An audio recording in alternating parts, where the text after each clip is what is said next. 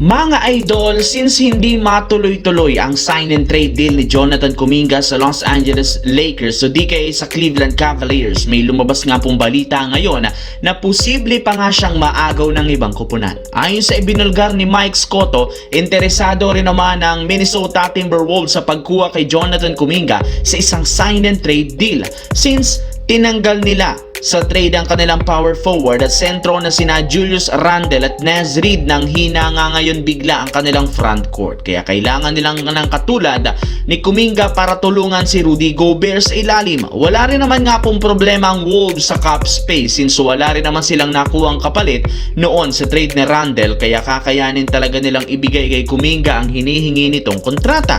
At kapag naging matagumpay ang pagkuha nila sa kanya, magkakaroon sila ng bagong starting lineup na bubuuhin nina LaMelo Ball, Anthony Edwards, Jaden McDaniels, Jonathan Kuminga at si Rudy Gobert.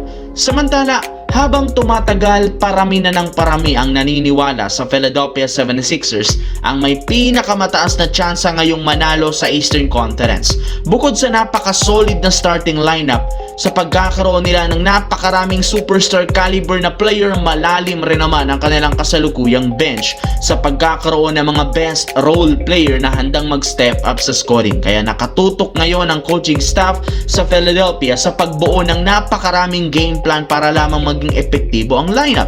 And speaking of lineup, kinumpirma nga ng Philadelphia na hindi pa nga kontento ang kanilang front office sa katayuan ng kasalukuyang roster. Balak nga nila ditong kumuha ng isang defensive player na siyang kukumpleto sa lineup. At balak nga nila itong kunin sa free agency na punong-puno pa rin ng mga galing na manlalaro. At isa sa pinakamatunog, si Bruce Brown na huling naglaro last season sa Denver Nuggets. Pagkatapos ngang magtapos ang kontrata nito, isa na nga siyang free agent. Wala na rin naman balak pa ang Denver na pabalikin ito sa kanilang lineup, kaya pagkakataon na ito ng Philadelphia na makuha siya sa free agency.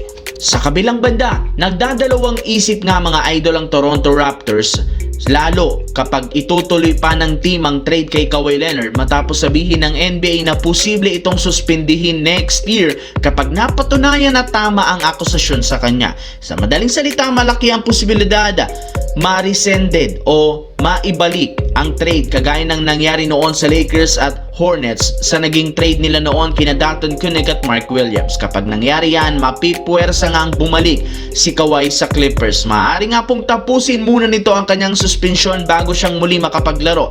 Ibig sabihin, posibleng magkasamang dalawa sina ni Rui Hachimura. Though inaasahan magiging awkward ang sitwasyon ng Clippers kapag bumalik si Leonard, wala rin naman sila dito magagawa kundi tanggapin ito.